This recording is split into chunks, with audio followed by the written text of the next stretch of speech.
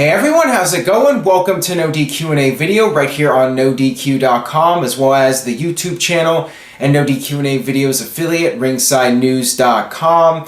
Usually I do not do videos after Raw, but tonight's Raw was one of the best Raws in a very long time, in my opinion.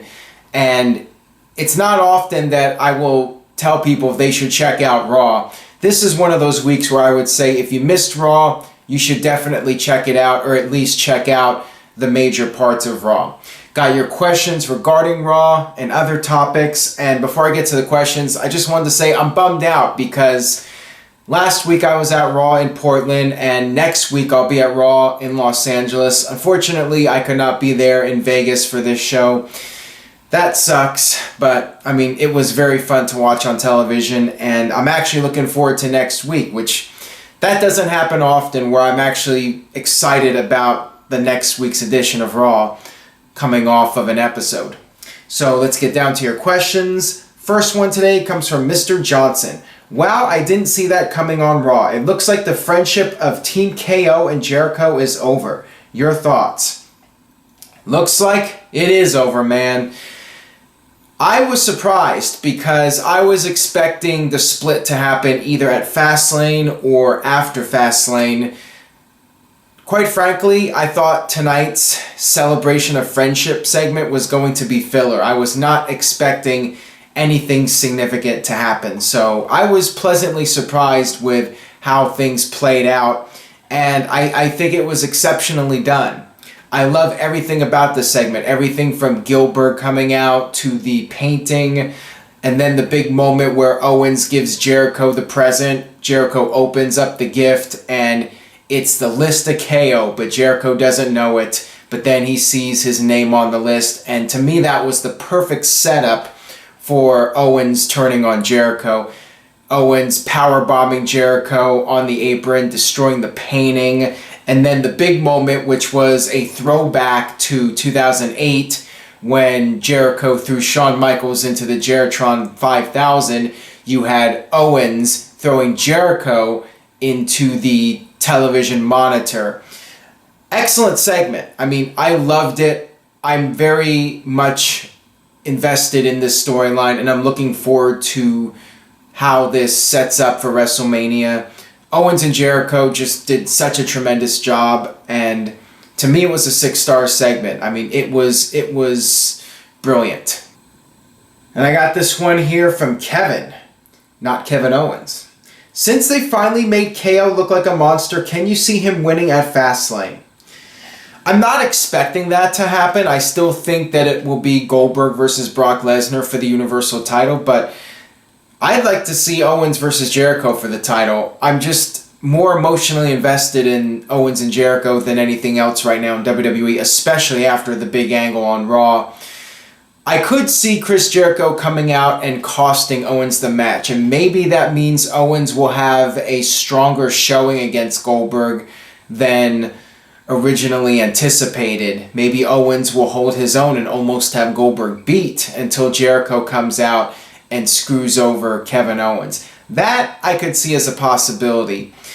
I hope Kevin Owens comes out of this looking as strong as possible, because I want Owens and Jericho to really be able to have a very memorable WrestleMania match, and maybe this will be the beginning of Kevin Owens getting that monster push. Instead of being the Kevin Owens of the last few months, he'll be the Kevin Owens of NXT, who's just cold-blooded and destructive. That's the Kevin Owens I want to see. So hopefully we'll continue to see more of that Owens heading into Fastlane and past Fastlane. Got this one here from Mr. Yuck. Who will or who should ultimately win the rivalry to end the upcoming Jericho versus Owens feud? As I've talked about in recent videos, what I could see happening is at WrestleMania, Owens does beat Jericho and puts Jericho out of action, and that will be Jericho being written out of the storylines. To me, it doesn't really make sense for Jericho to get the best of Owens before leaving. What would make more sense is for Owens to take out Jericho. Jericho disappears, does his stuff with Fozzy for a while, and then comes back, and you can revisit the Owens and Jericho feud, and at that point Jericho can get his revenge and win and beat Kevin Owens, and that way the storyline has a happy ending. That is something I think would play out very well. But for now, and at WrestleMania and before Jericho leaves, I think Kevin Owens should ultimately get the best of Jericho and be the reason why Jericho is not around for a while. And you saw on Raw, you saw how the fans were actually booing Kevin Owens. I mean, WWE did an angle, and instead of the fans doing something stupid like yes, yes, yes, or one more time, or cheering for it, they actually booed Kevin Owens like a heel. And it's the first time that Owens has really been booed like that in some time. Owens usually gets these babyface pops when he comes out and mostly cheers, and this time the fans actually booed him. And that's another thing I loved about that segment, the fact that Owens was getting over as a heel, and that's how it should be. And I think Owens should take out Jericho at WrestleMania and, really go with Owens as one of the top heels on Raw instead of him just being a fluke champion who squeaks by with victories. Moving on here, this question comes from Carl, and this is regarding the other big storyline on Raw, one of the other big storylines on Raw. Hey Aaron, with Bayley winning the title, can we assume that Sasha will turn on her soon and face her at Mania? I'm not sure if they will face as soon as Mania. I think that it's more likely that will be dragged out until SummerSlam. You have to keep in mind that Charlotte will get her rematch, and the question is now, will Charlotte win back the women's title at Fastlane? I mean, that seems to be the trend and the pattern here, where Charlotte loses the title on Raw and then wins it back at the pay-per-view. I do agree with some that doing this again, where Charlotte loses the title yet again on Raw, it's a bit overkill, but on the other hand, I think it really worked well here because the crowd was red hot. The crowd was really invested, and they were very much into Bayley, and I think that Bayley's character needed the win here. I mean, I would have saved it until WrestleMania. I mean, that should have been the ultimate goal, but it worked out. It worked out for WWE. Maybe it worked out by luck. Maybe WWE got lucky and the crowd reacted better than maybe they should have, considering how rushed this was. But it did work. The crowd was very much engaged in the match and with Bayley winning the title.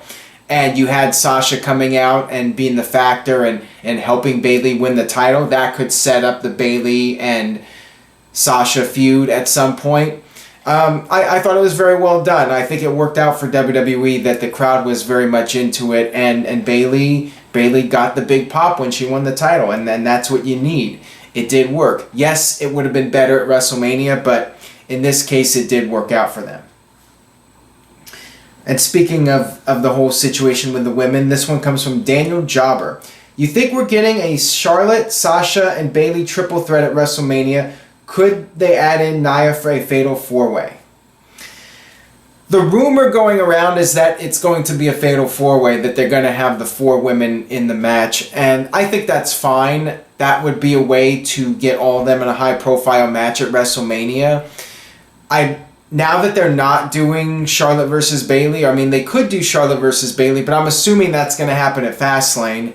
And since they're not doing the big match where Bayley wins the title for the first time at WrestleMania, I think it's fine now to do the Fatal 4-Way match. Like I said with the previous question, I think it might be too soon to go with Sasha Banks versus Bayley one-on-one for the title. I think they should do a slow build with that. Look at Owens and Jericho, the slow build to the split. I think the same thing should happen with Charlotte with Bayley and Sasha. I think it should be a slow build, give it a couple months, shoot the angle in June or July, and then set up the SummerSlam match between them.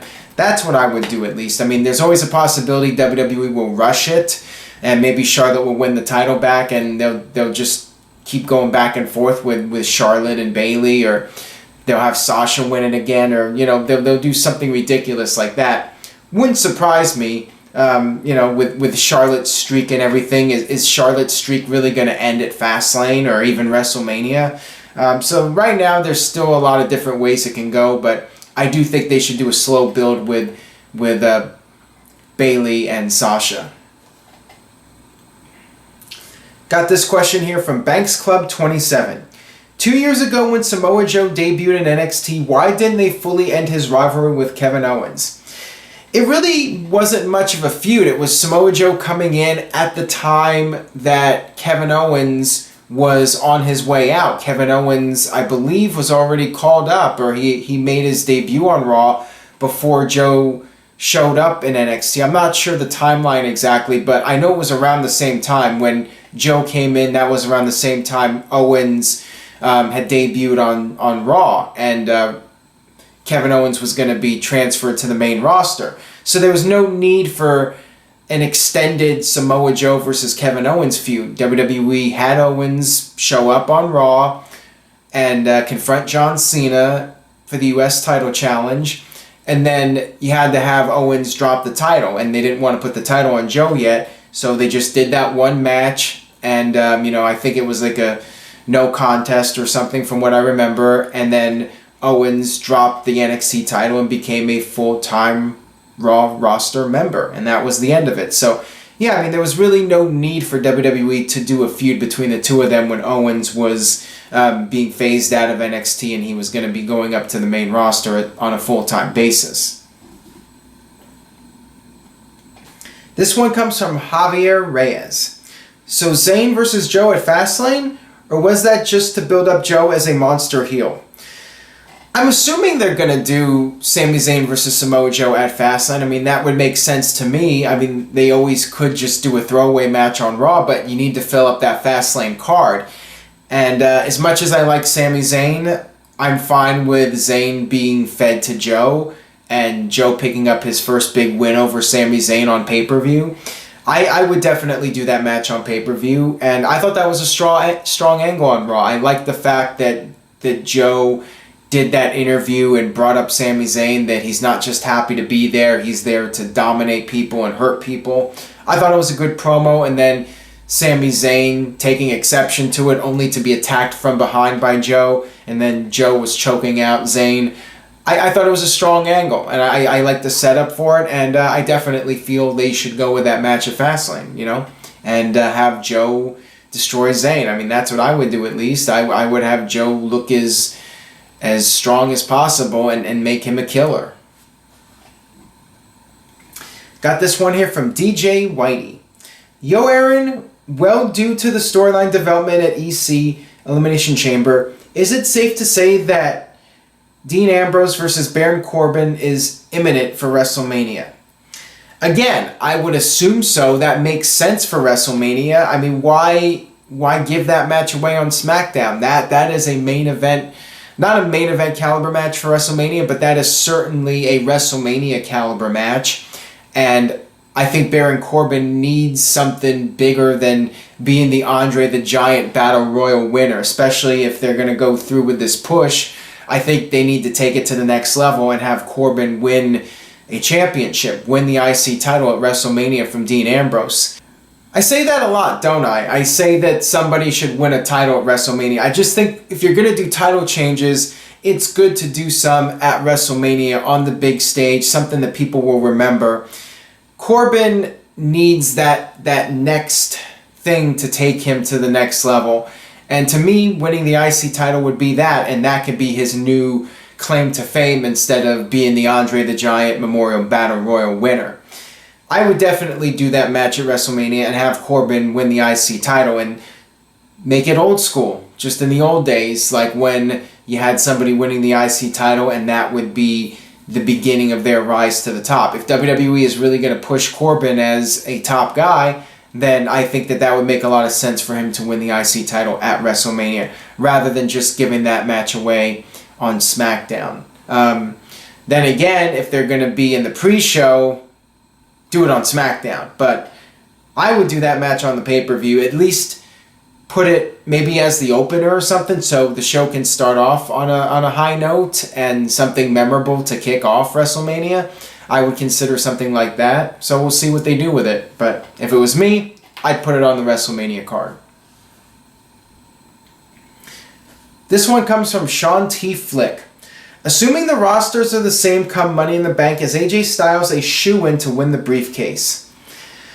I think it's early to say, but if I had to go with an early contender for Money in the Bank winner, I think it could be AJ Styles. It would not surprise me to see AJ Styles win. Another guy is Baron Corbin, who I just mentioned. If he doesn't win the IC title from Ambrose, I could see Corbin being the guy to win Money in the Bank. I mean, to me, Corbin or AJ would make the most sense. And maybe Corbin will win the IC title and win the Money in the Bank briefcase. I mean, if WWE's really going to be invested in pushing the guy, I could very well see that playing out as well. This one comes from G Host. Can Baron Corbin be a good enough feud for AJ Styles to get Corbin over as a dominant main event player?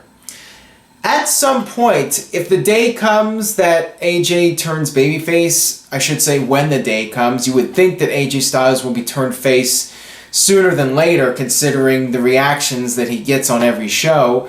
Yeah, I could see that being a huge feud, and that could be a feud that could really put Baron Corbin on the map. I mean, Corbin, he's got a lot of potential. A lot of people like the guy. A lot of fans think that he could be a major star, and a feud with AJ and a series of great matches with AJ could really make Corbin's career. And I think somebody like AJ could definitely make Corbin look like $1 million. And that could be exactly what Corbin needs to become one of the top stars in WWE. And if anybody could make Corbin a monster, it would be AJ. So that would definitely be an interesting feud. When the day comes, I'm assuming that AJ Styles turns babyface, you can have AJ versus Corbin as a major feud on SmackDown. Or even on Raw at some point if both guys get drafted. This question comes from Evan. New Day gets drafted to SmackDown and turns heel to feud with American Alpha. Their act is getting stale. That would be interesting. I mean, I think New Day should break up, honestly. I don't really see the point in them turning heel again. I mean, what could you do that hasn't already been done with them? Them going back heel would just be going back to the past. And I think you need to move forward with those guys and do something different. I guess changing them to SmackDown might give them a little bit more of a shelf life. And right now it's not looking like New Day is going to break up for a match at WrestleMania, which was my idea, having them do a 3-way at WrestleMania. So if that's the case and they're going to stick together for a while, maybe you could have them drafted to SmackDown and I guess turn them heel to feud with American Alpha. I mean, I certainly wouldn't turn American Alpha heel, and if New Day's going to be drafted, you would think that they would be in the title picture. You would think that, at least, considering they broke Demolition's record for the longest reigning tag team champions. But, I'm not sure how long that would really work. I mean, I really feel it's time to break them up. I feel it's been time. I feel the whole thing's getting a bit stale. Unless, of course, they bring back the ice cream bars. If they do that, then they get a free pass and they can stick around for another year. Ty Marshall has this question. If WWE had Roman win the 2014 Rumble, will the fans be cheering for him right now? I doubt the reaction would be much different. Yes, the fans were cheering for Reigns at the 2014 Rumble, but I think it was only because they did not want Batista to win. I think just about anybody, maybe even Rey Mysterio, could have been in there at the end. Well, maybe not Mysterio, but almost any guy that was in that Rumble match could have been in there at the very end, and I think the fans would have cheered that guy over Batista. You look at the 2015 Rumble and the fans were chanting for Rusev when he was in there at the end with Reigns. The idea was that fans felt that Roman Reigns was being shoved down their throats, and I think that was the biggest factor more than anything else, more than Reigns taking Daniel Bryan's spot or anything like that. So I doubt Reigns winning the 2014 Rumble would have made that much of a difference. I think fans would have still booed Reigns after the fact. I think that Batista was in the wrong place at the wrong time, but with Reigns, I think fans would have realized that he's being shoved down people's throats, and they would have turned on him regardless of whether it was 2014 or 2015. This question comes from Brett. Do you think a Samoan faction similar to Nation of Domination in WWE could happen? With Joe, Roman, Usos, and Nia Jax, they could be strong. I doubt it. I don't think we're going to see an all-Samoan faction and an all-Samoan heel faction. I think it would be cool, though. I mean, I'm not saying it's a bad idea or anything. I just don't think WWE is going to do it. You know, it's funny. Somebody on Twitter suggested that the Usos, in order to get more heel heat, come out dressed up like Reigns, or they come out to Reigns' music, something like that. It's funny because they were getting more heat when they were baby faces coming out there with Reigns and being associated with Reigns. They were getting booed by association, and now they're kind of just there, and they're not really getting much of a reaction at all. It's just funny how that ended up working out.